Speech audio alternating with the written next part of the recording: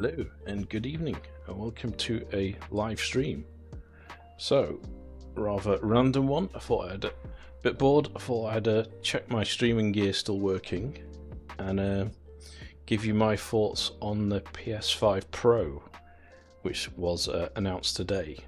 So I thought I'd just go through some of the video, look at the spec on the blog, take any questions if anyone's watching. May delete the video afterwards, we'll see. Sony doesn't like sometimes people playing some of their YouTube videos, so we'll see how it goes. And that's it really. I was a bit bored, so I thought, you know what, I'll jump on and do some streaming. Alright, so check the audio is working. Should have checked that first. Looks like it is. Mic is moving. So I'll jump straight into... Maybe I'll go to the blog first, read some of the page.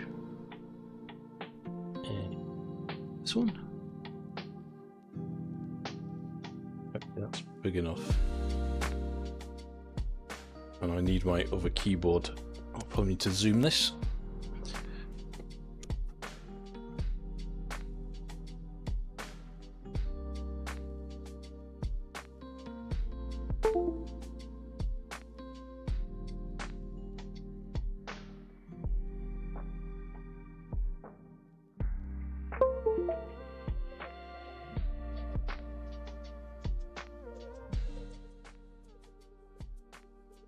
So, not very well prepared.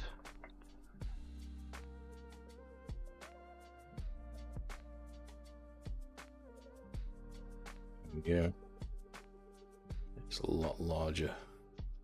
Is it F11 for full screen? It is. Right, the blog. So, if you didn't know, the PlayStation 5 Pro has been announced. I think the pre-orders are on the 26th. Let me just double check. I'll put it in the description below.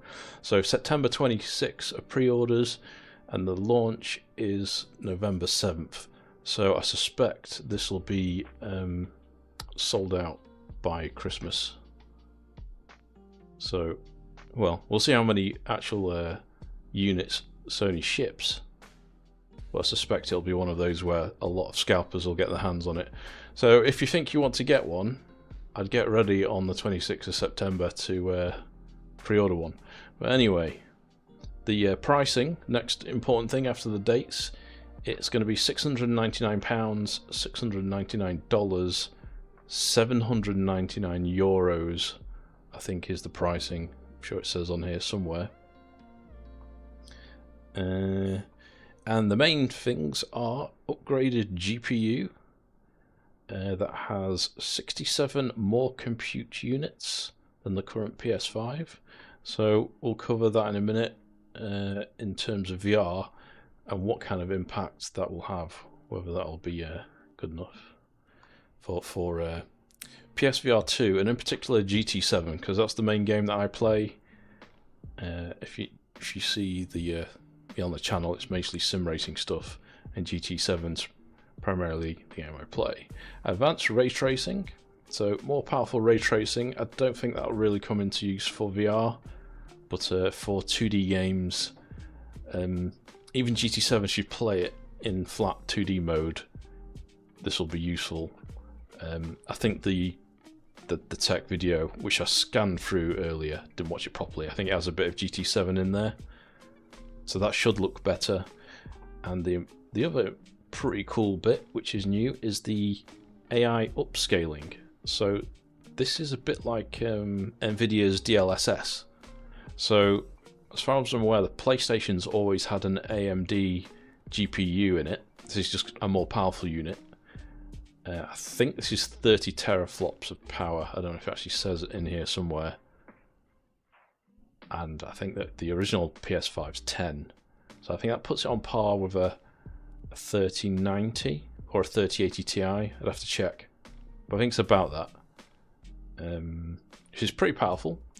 Now, AMD hasn't had any AI upscaling tech. It's had FSR, Fidelity FX, which initially I thought was an AI upscaler, but it's not. It's just a upscaling algorithm. It isn't a deep learning upscaler.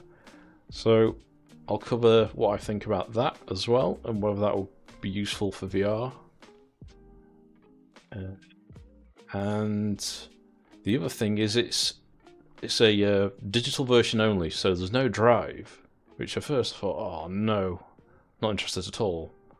And it's not because I play the games on disc, it's because I use this as a entertainment unit downstairs for like watching Blu-rays and DVDs. And I thought with the upscaler built in, if that works with video, that would be great for watching old DVDs. You'll be able to upscale them. So it's quite disappointing it doesn't have it. However, it does say you will be able to buy the drive separately. So I wonder, if I minimise that, if the current PS5 digital edition drive, which is £99, will slot straight in. So I assume it will, but I'll have to double check that. Because if that's the case, then if I was to get one, then I'd get the drive straight away, just so I can watch movies on it. So that's it for the intro stuff. I'll jump over, so I've put a link to this blog in the description below if you want to have a look at it. And I might just have a quick look at the video, pausing it now and then, give you my thoughts. And if anyone's got any questions, fire away. Okay.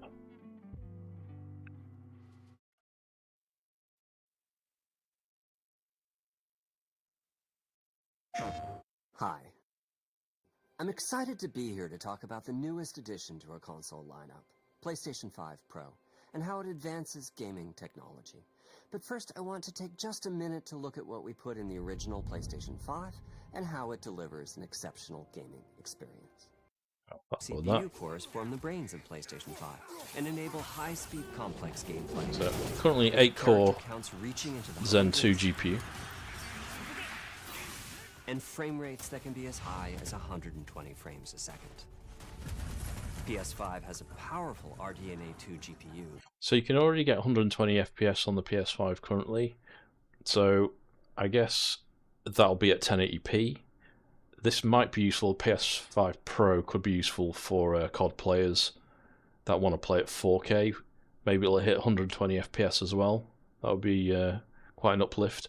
And the other thing is I see a lot of potential buyers of this being Call of Duty players that want that kind of frame boost, and GTA 6 players that want to have the best experience are probably likely to get pre-order one of these. Which can render anything Because I assume that is going to be a day one patched for PS5 Pro game. from intricate details to fantastic worlds with vast panoramas to explore. Ray tracing allows for dramatic visual improvements, including So we already have ray reflections tracing? off of water or glass, and the realism that comes from real-time global illumination. A custom SSD can load data at breathtaking speed, resulting in ultra-fast transitions between game worlds and data streaming rates so high that traversal speeds are essentially unlimited. You okay? I'm working on it. Where they are. Sort a bit. Finally, So we the can see where. DualSense controller has haptics that let you feel Same controller. Creators have made amazing use of the hardware capabilities, but when I talk to them, I do hear about their desire for more graphics performance. The dreams of the developers are bigger than can be supported at 60 frames per second, and that leads to an aspect of modern gaming that we're all familiar with: graphics modes. It can be a difficult choice for players. Fidelity modes emphasize the visuals, typically through higher resolution rendering. These modes might also have enhanced detail or use more ray tracing. But the games only run at 30 frames per second. The visuals can be choppier, and the controls less responsive.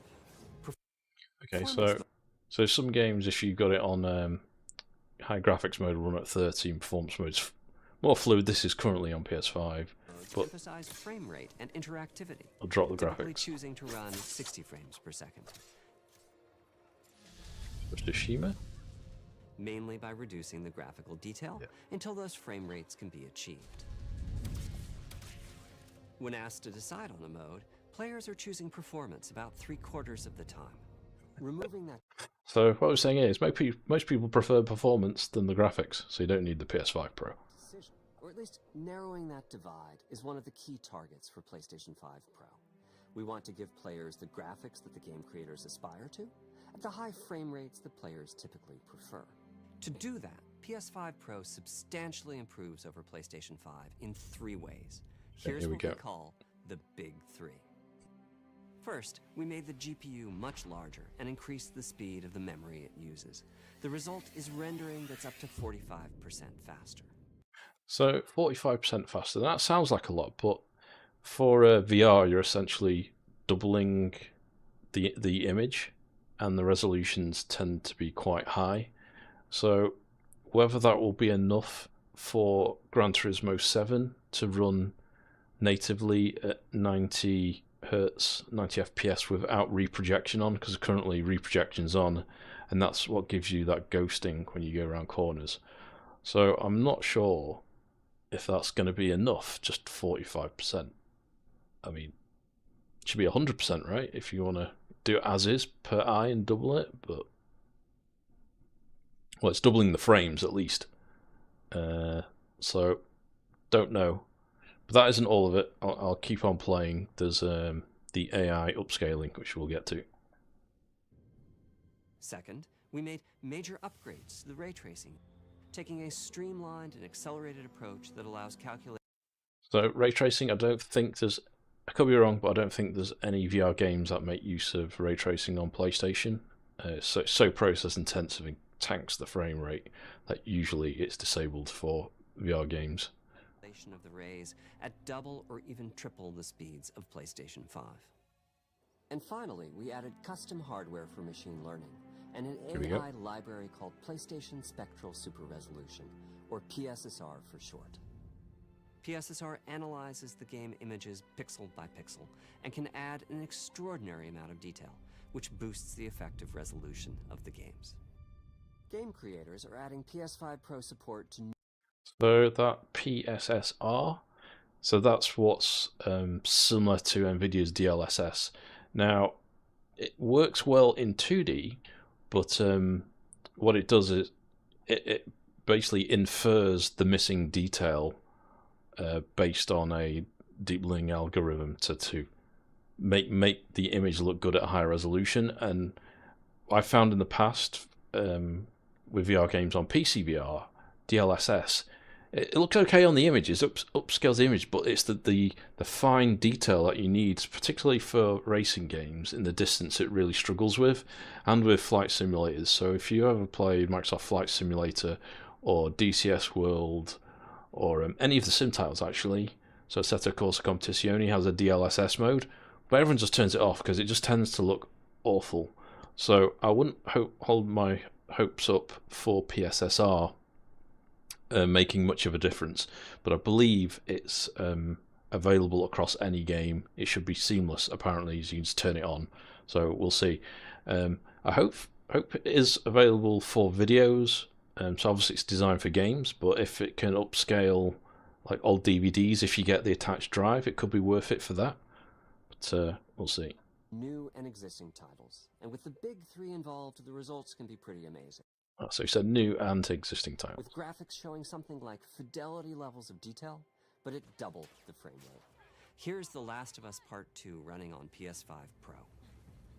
It has huge amounts of detail and targets a super smooth 60 frames per second. Let's compare this to the fidelity mode on PS5, which is only running at 30 frames per second and is therefore much choppier. You can see on the video it is more choppy. Delivering almost fidelity-like graphics at performance frame rates has been achieved for a broad set of titles, including Marvel's Spider-Man 2 and Ratchet & Clank Rift Apart. We can see that PS5 Pro is close to doubling the power of PlayStation 5. So we'll look at the list of games in a minute. I don't want to play too much of this because Sony might copyright me. We'll see. Pixel detail and boost frame rate. But there are as many approaches as there are game engines. The increase in raw GPU power is being especially effective for Horizon Forbidden West. Apart from the detail boost, that extra graphics power is allowing for improvements to lighting and visual effects. So this like I say, it worked well. The AI upscaler should work well for 2D, and players that play on very big 4K screens, I think you'll probably appreciate this the most. Whether it'll upscale to 8K and are that many people using 8K, either monitors or TVs, I doubt it. So I think it's really for the 4K player, this one, so you can run it smoothly at 60 FPS.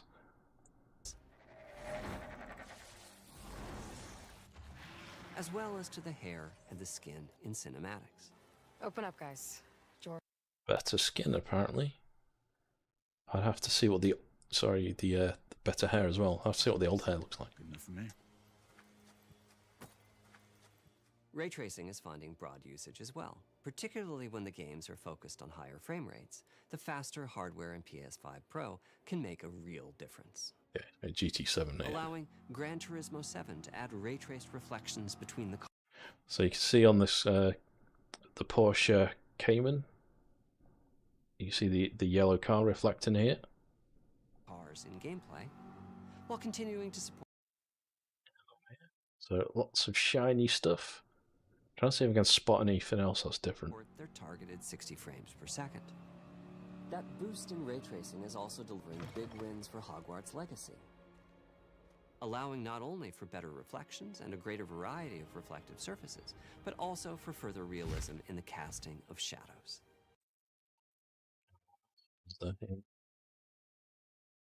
Yada yada yada. Pricing. Okay.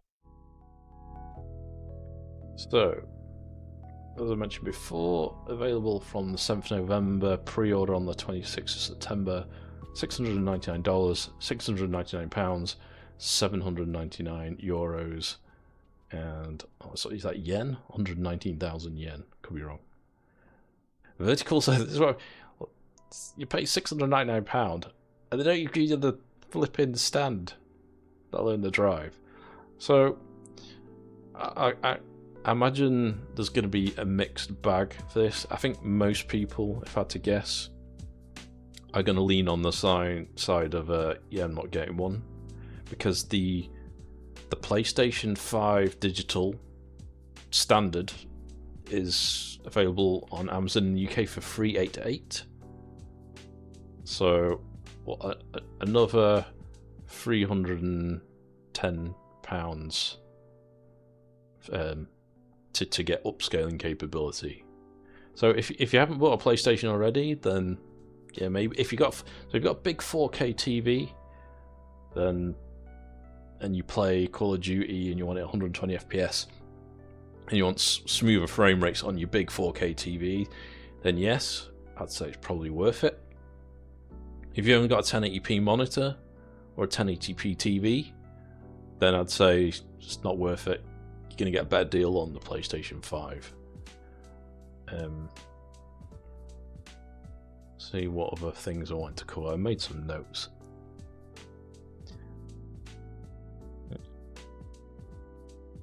Specs, better GPU and ray tracing, AI upscaler. It's also got Wi-Fi 7. So if you play this on Wi-Fi at home, I mean, I'm playing on a wired Ethernet, so the Wi-Fi 7 doesn't really benefit me. But I imagine some people that don't have the cabling available, that Wi-Fi 7 could be better, especially if you play FPS games and you want lower latency. Wi-Fi 7 should work better with lower latency, assuming you're fairly close to the router or router, and should deal with noisy environments better. So that could be a win as well, something else to consider.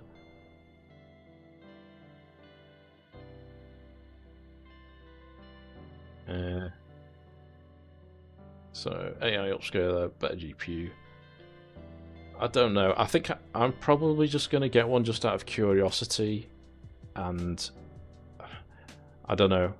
I'd like to know if it will upscale video beforehand, because then I'd probably have this downstairs for videos, as well as playing on the big screen downstairs. But if it works well for GT7 and it means I can run 90 Hz native without reprojection, then I'd probably have it connected to the rig where I've currently got a PlayStation 5 digital.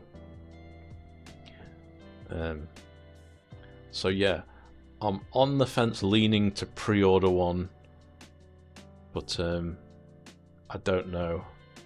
I think it's a bit of a jump in price, but Sony's just getting it's new products, charging a premium. So yeah.